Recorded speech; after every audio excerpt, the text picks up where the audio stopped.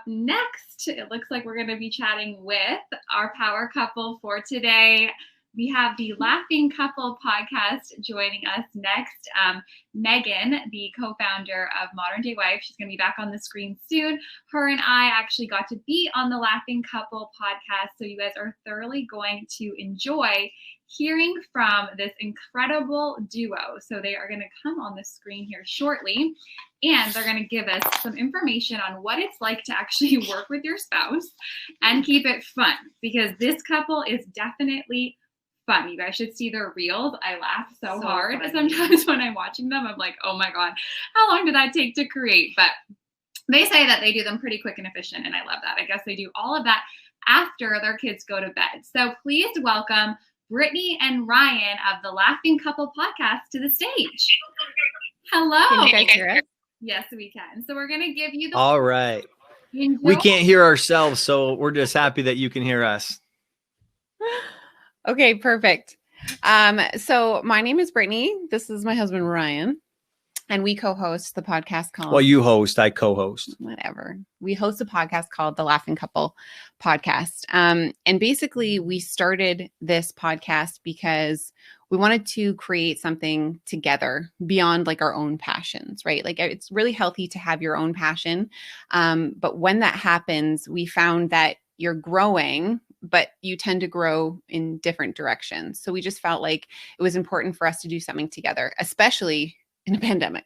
Yeah. The reality of it is we hear this so many times from different couples that, you get into your defined roles, your, whatever, and everyone's doing what they need to do day by day, by day, by day, by day. And before you know it, you're growing, you're passionate about certain things, but you're growing in this direction, your spouse is growing in this direction. And it's not like you intentionally are growing in different directions, but you grow in different directions.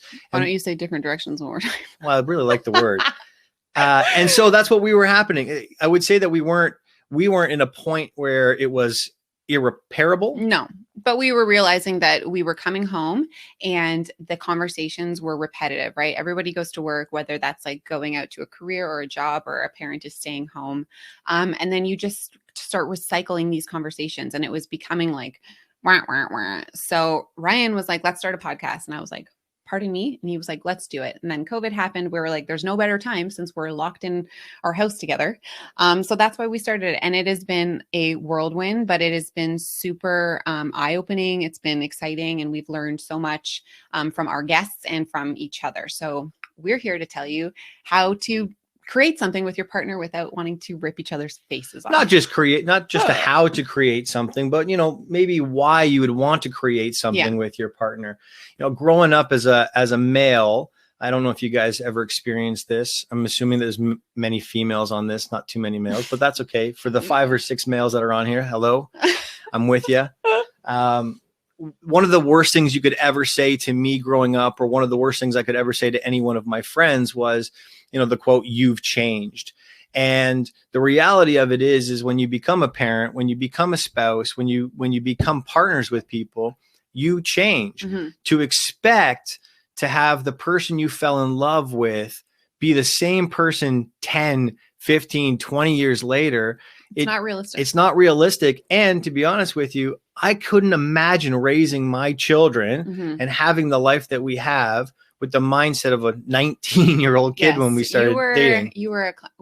So Ryan and I have been neighbors for like 25 years. We grew up across the street from one another, and we're completely different people. Ryan you didn't even like really talk to me at first. Well, I didn't talk to you because I was 3 years older, and it wasn't really cool to talk to someone 3 years younger. I got a bosom, and he was like, "What's up?" It was, I noticed her.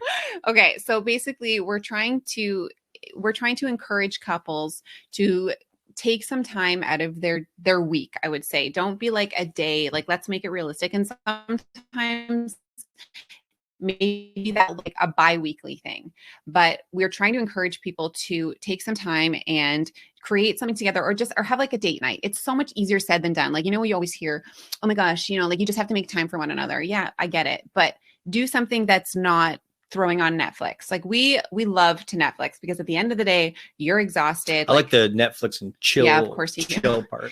So that's fine. You can schedule in your intimacy, but try to do something that's just for you and you're building something together. So that could look like, sitting down, having a glass of wine, having a tea, whatever. I prefer the wine. And maybe you guys are drawing or creating like your dream house. Right? Like we always do that. We're like, okay, if we had millions of dollars, like if we won Lotto Max, yeah, what would we do? And it's like those conversations that you you don't have anymore when you've been together for so long, because you just kind of get in this space of like content. It's a funk. Right. And so those bring up those passions again, and you have fun doing it. Or maybe that looks like, what's your goal for the end of this month, for the end of this year? And then you start to like learn things about your partner, or maybe things that you thought you knew and things are changing. And I'm talking with my hands a lot because I do, but you can't see that on a podcast, which I know. Thankfully like you over can. The place. But it's really helped us kind of get to know each other. And then it's led to, the discussions we have in the podcast. We bring in so many experts because we're not experts on anything. Like we're parents. We've got 2 little gremlins and we love them. Yeah, we don't actually know anything. We're learning about anything. But we have some great things to share with you today. Great things.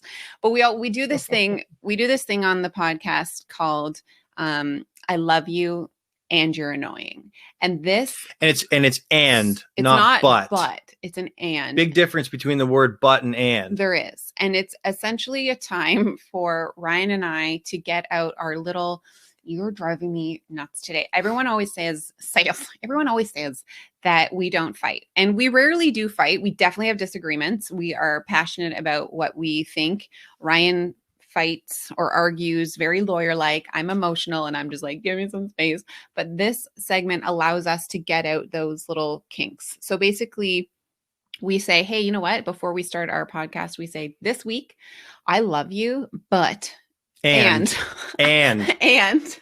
this was really frustrating, and it opens up like a conversation between you two, and then we have to let the other person talk, and then you just drop it.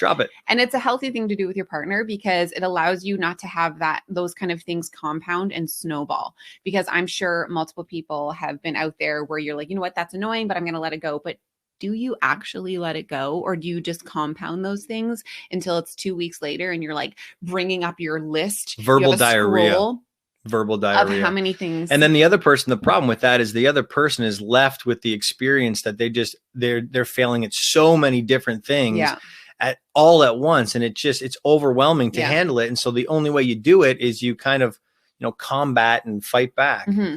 But here's the one thing that we were talking about when it comes to the podcast and why we did the podcast in particular, and what we will invite you and your spouse to look at and discover for yourselves is whether it's setting goals, whether it's managing, like Brittany talked about, creating a dream house or having wine or going out for dinner. I know COVID makes it a little difficult.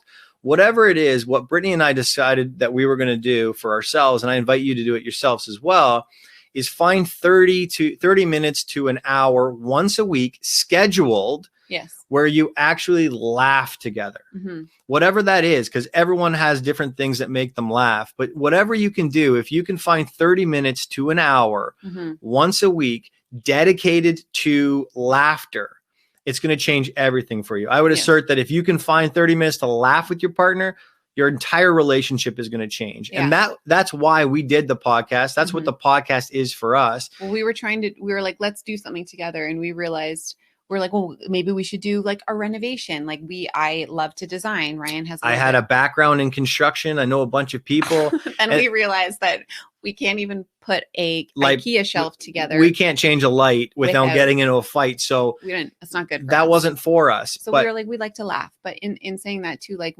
whether that's a board game, whether that's watching a show, but then talking about it, like I think the baseline is communication, right? Like make sure that you're talking to one another, because otherwise it just becomes like stagnant. Now, here's the thing about that. You've heard that before.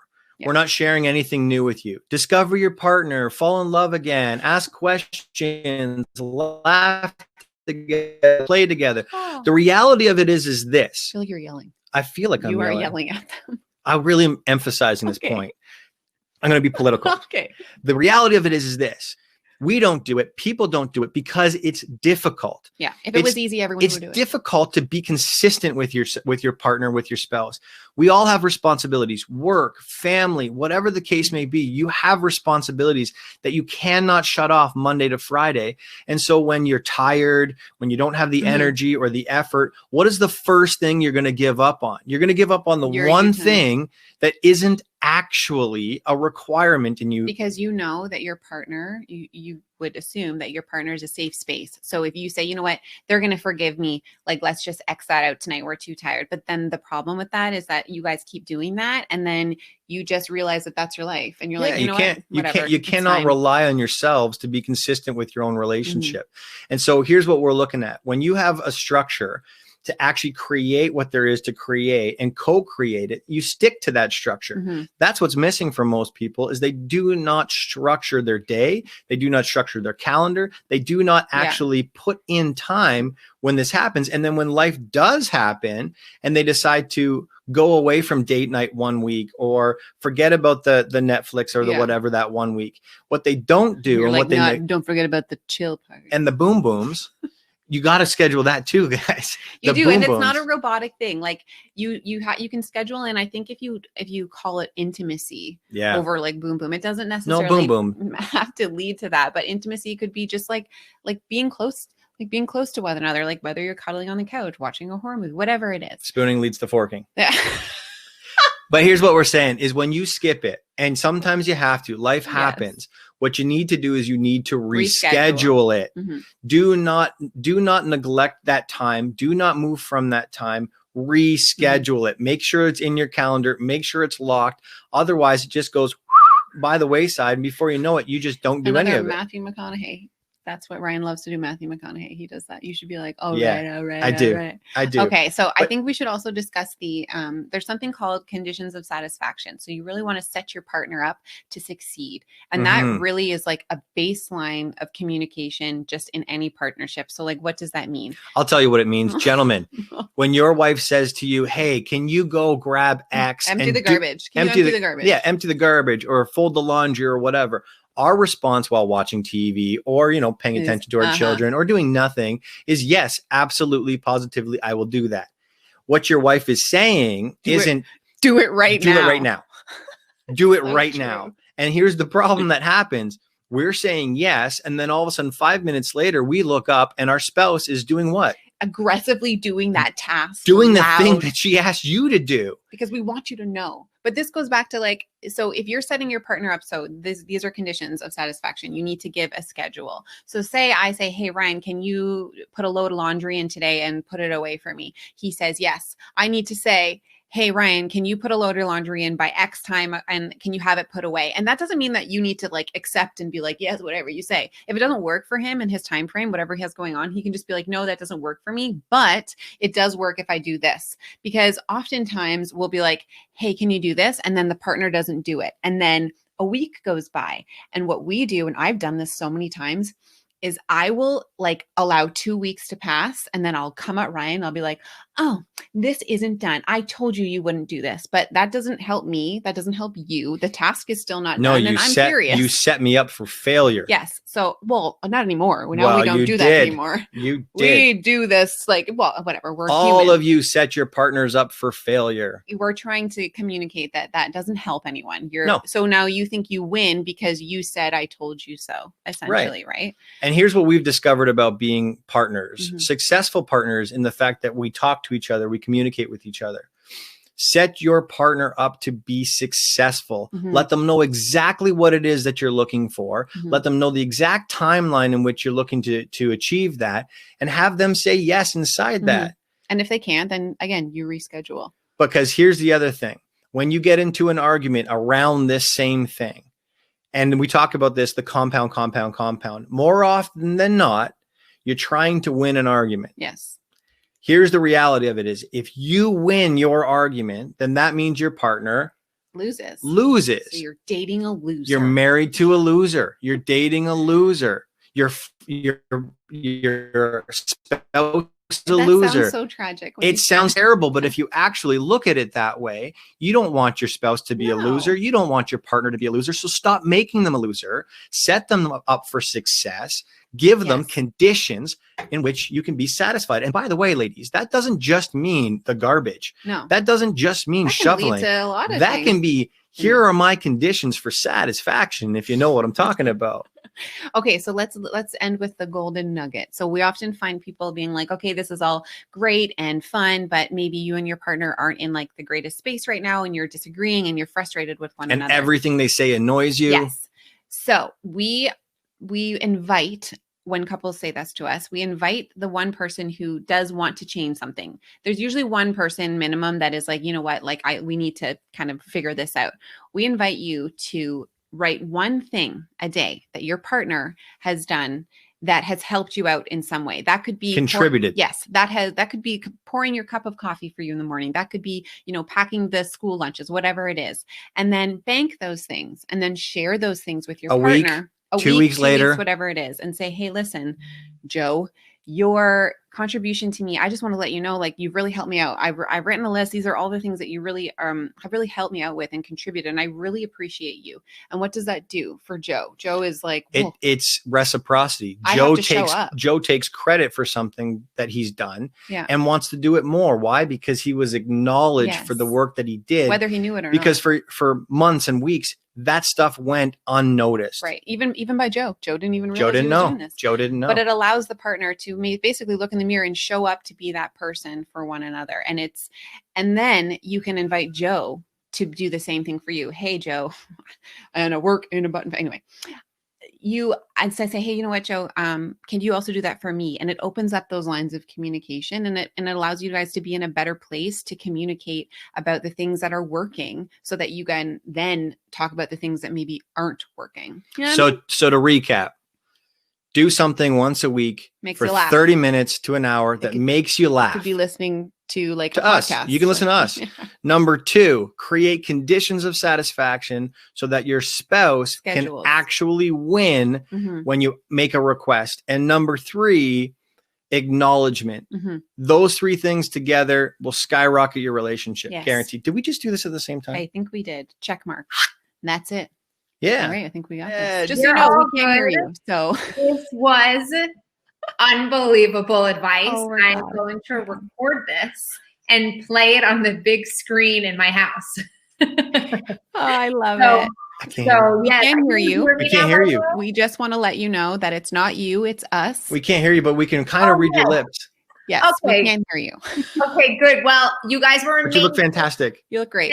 Yes, I'm going to be showing something in a second. I just changed my shirt. But thank you so much. We'll see you guys later since you can't hear me. Take care.